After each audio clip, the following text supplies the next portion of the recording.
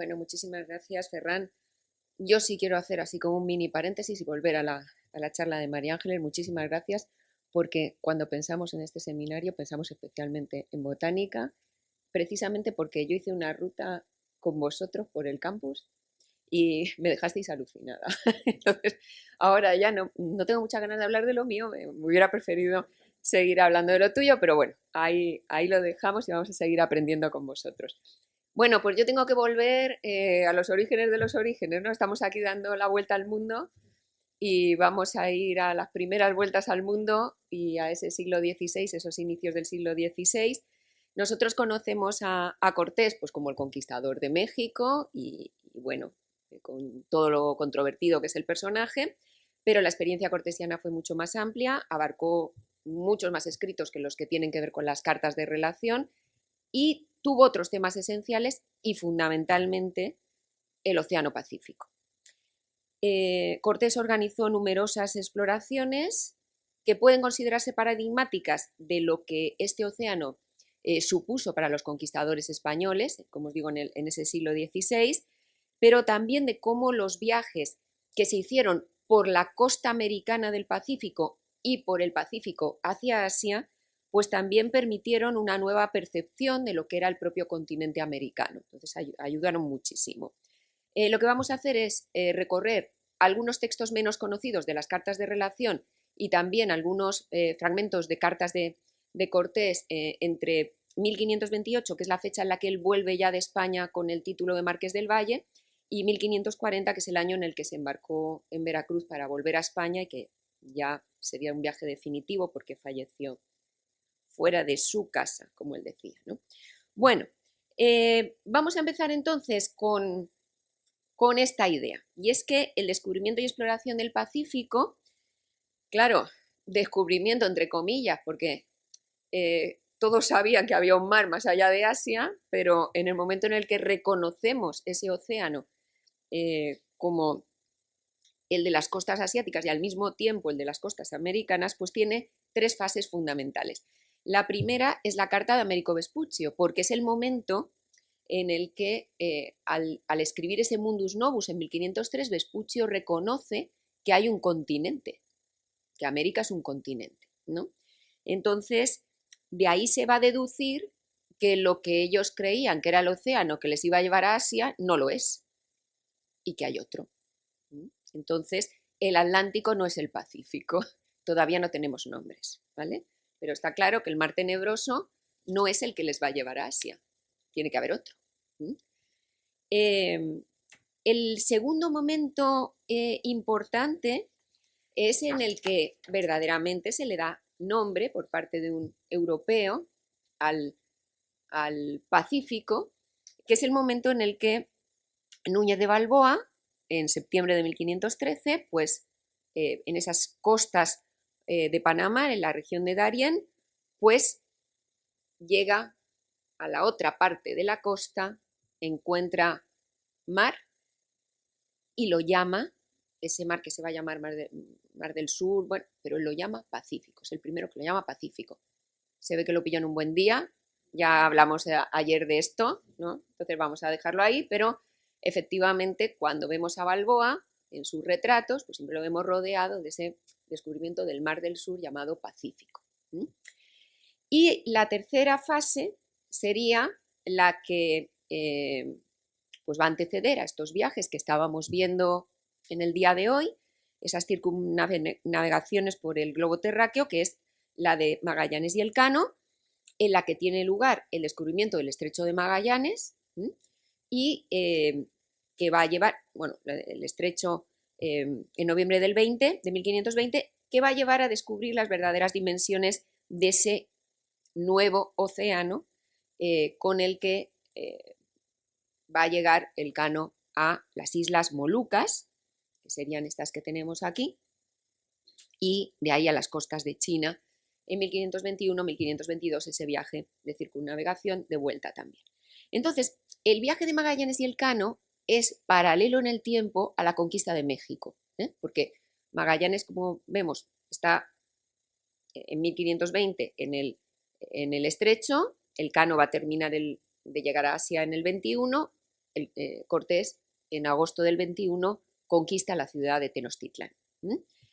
Entonces, Cortés va a estar muy al tanto, va a estar continuamente al tanto de esa exploración y va a intentar él también explorar el Pacífico, ¿no? Con dos objetivos básicos. El primero tiene que ver precisamente con el paso entre el Atlántico y el Pacífico, ¿no? entre el Mar Tenebroso y el Pacífico. ¿Por qué?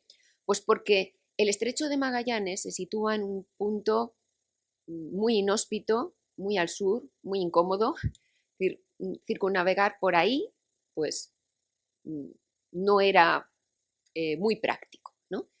Entonces lo que Cortés insiste es que quizá ese intento de Colón del cuarto viaje de hacer el paso por Honduras, ¿no? Por la región de Darién, pues sería mucho mejor para los barcos españoles, ¿no?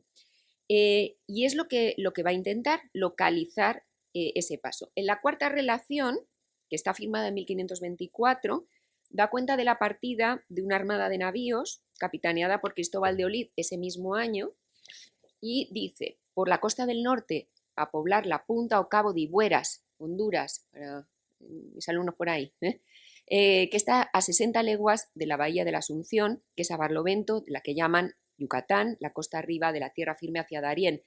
Así porque tengo mucha información que aquella tierra es muy rica, como porque hay opinión de muchos pilotos que por aquella bahía sale estrecho a la otra mar, que es la cosa que yo en este mundo más deseo topar por el gran servicio que ese me representa que de ello vuestra cesárea majestad recibiría. Bueno, recordad que ayer el profesor Zugasti nos decía que todavía a fines del 16, cuando Gobeo tiene que pasar por Panamá, pues evidentemente tiene que pasar por esos pequeños ríos, por tierra, porque no había un estrecho. El viaje entonces es un fracaso terrible en varios sentidos, ¿no?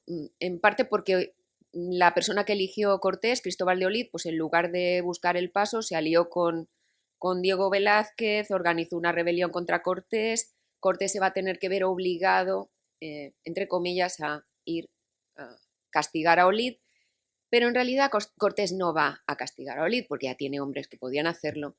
Lo que él quiere es ver si efectivamente existe o no existe ese paso. Él dice que había paraje estrecho, también Bernal Díaz del Castillo, que está en ese viaje, lo dice, ¿no? Queríamos saber si aquel paraje permitía pasar de la banda del norte a la sur, como decían ellos. Entonces, esa búsqueda del estrecho es lo que va a justificar efectivamente ese viaje de Cortés y que lo haga por tierra y no por mar, porque Olid lo había hecho por mar rapidísimamente. El de Cortés va a ser un desastre, una armada de 450 soldados españoles, 3.000 indios, incluido Cuauhtémoc, una expedición enorme y sin embargo un desastre absoluto de viaje, porque lo que se van a encontrar es una tierra inexplorada, devastadora, impracticable.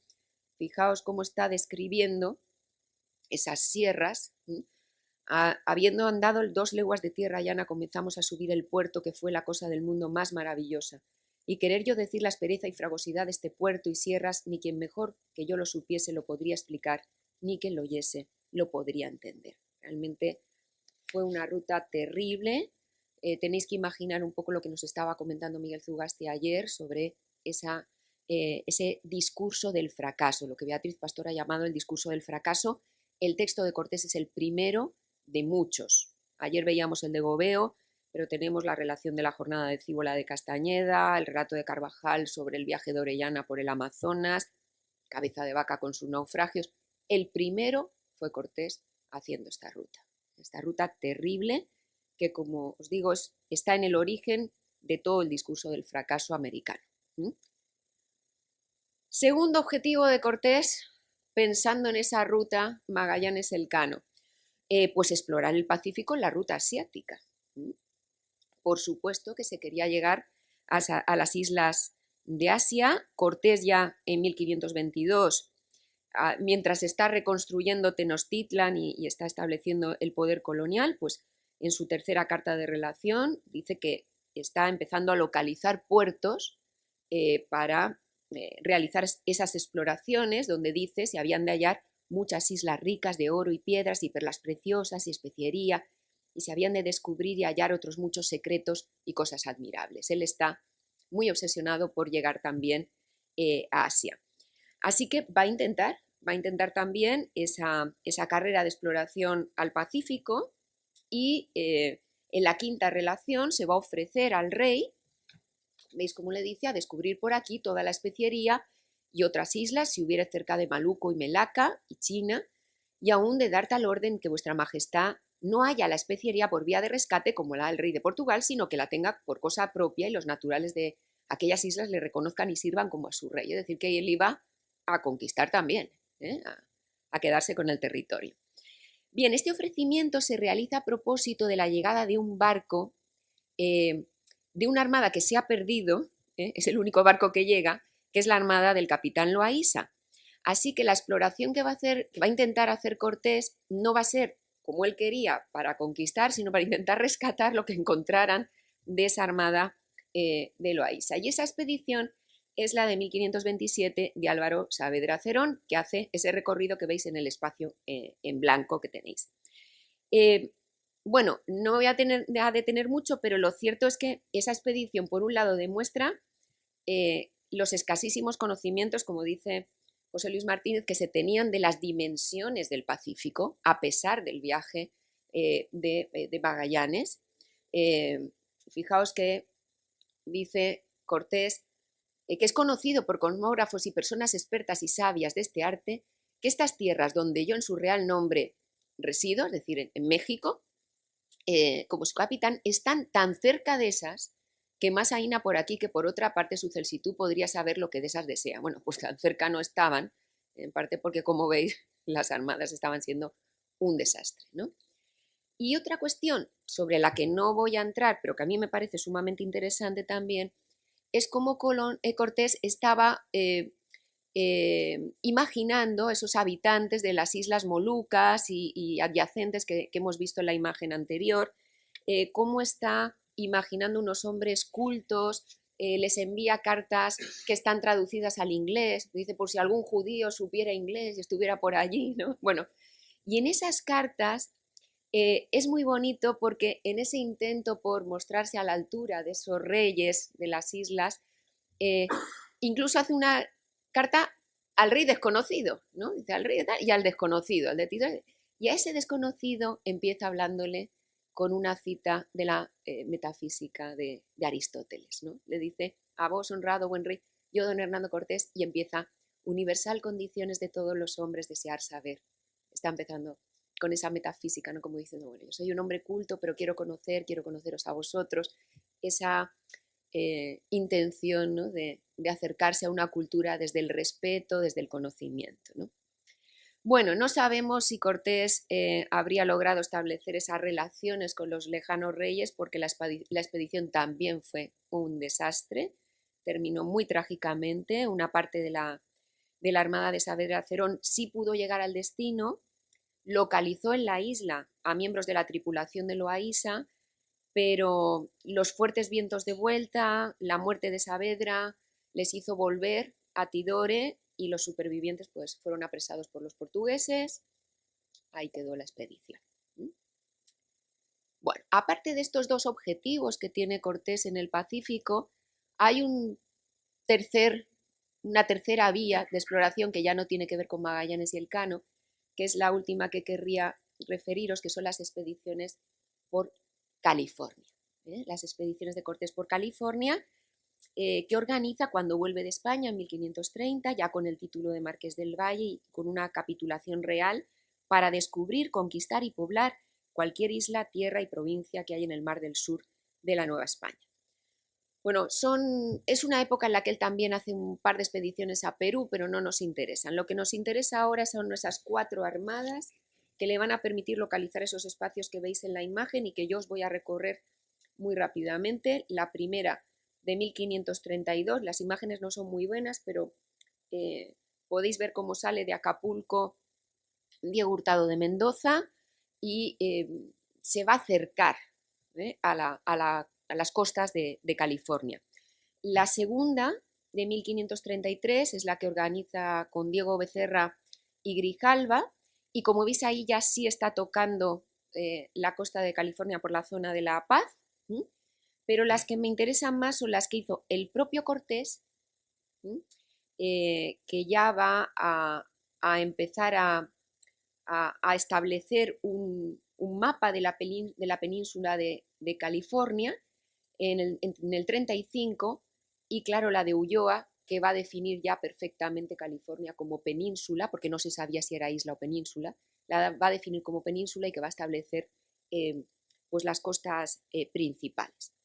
Bueno, entonces os la resumo aquí y bueno, yo no voy a decir nada nuevo sobre esto porque Alberto Santa Cruz ya ha publicado un libro excelente sobre estas exploraciones del Pacífico y cómo a lo largo de estos 4 viajes se hace pues una visión de lo que era el territorio americano en esa zona y también de los habitantes, muy mítica, ¿no? Hay una serie de espacios míticos que se van ubicando, como decíamos ayer, desde el propio nombre de California, que es la reina Calafia de las Ergas de Esplandián, es decir, que es plenamente mítico. Pero esas 4 armadas son también ejemplos de un fracaso total. Se tomó posesión de algunas costas, de la bahía de Santa Cruz, de la isla de Cedros, pero bueno, el gasto económico y humano fue tremendo. Cortés dice que gastó más de 240.000 ducados, que puso a su persona a peligro de muerte, tuvo pleitos, bueno, con un montón de conquistadores, pero fundamentalmente con Nuño de Guzmán y con el propio virrey Antonio de Mendoza. Fue un desastre absoluto. Pero yo sí querría, para finalizar, detenerme en la carta que él escribe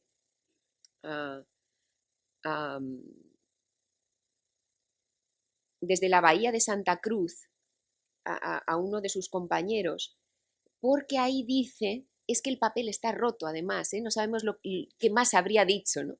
Pero dice, hemos visto mucha gente, algunos han venido, y dice, hemos visto cantidad de perlas y pesquerías.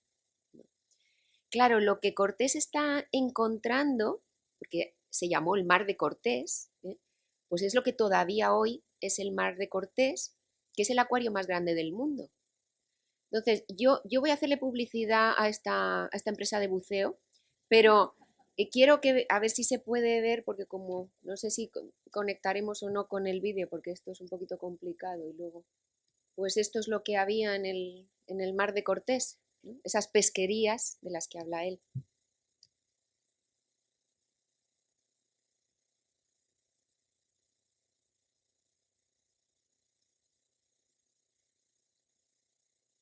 Y ahora después ya Kilian y Pablo nos ayudan, ¿eh? Aunque van a decir algunas de las variedades.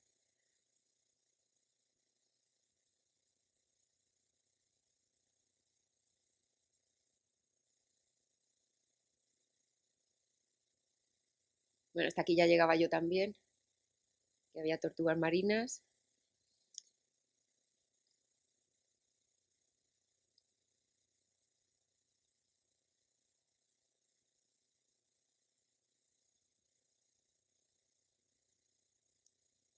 Y luego estas son las que se me escapan un poco, ¿no, chicos? Ahí ya vosotros.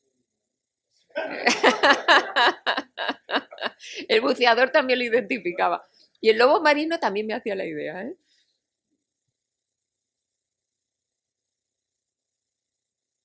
Y el tiburón ballena, que me alucinó verlo en la boquita. ¿Veis? En ese Golfo de California. Bueno, pues como os digo, Cortés sospechó, ¿no? Sospechó lo que había. Efectivamente había muchísima pesquería. No era su objetivo encontrar estas especies, pero efectivamente se siguen llamando el Mar de Cortés, la zona del Mar de Cortés. Bueno, muchas gracias.